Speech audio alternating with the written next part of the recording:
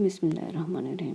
سورہ صاد آیت نمبر 12 سے 14 میں اللہ پاک فرماتا ہے، ان سے پہلے نوح علیہ السلام کی قوم اور عاد اور میخوں والا فرعون اور اس کی قوم کے لوگ بھی جھٹلا چکے ہیں، اور سمود اور لوط کی قوم اور بن کے رہنے والے بھی، یہی وہ گروہ ہیں۔ ان سب نے پیغمبروں کو جھٹلایا تو میرا عذاب ان پر واقع ہوا۔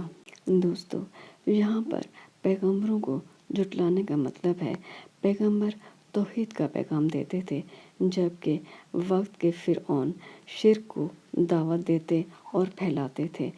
توحید کے پیغام کے بعد پیغمبر اللہ کی دی ہوئی آسمانی کتابوں اور صحیفوں کو لوگوں کے سامنے پیش کرتے اور اللہ کے احکام بیان کرتے تھے، لیکن لوگ ان کی یہ باتیں ٹھکرا دیتے تھے اور ان کو جھوٹا کہہ کر ان کی بے ادبی کرتے یا ان کو قتل کر دیتے تھے۔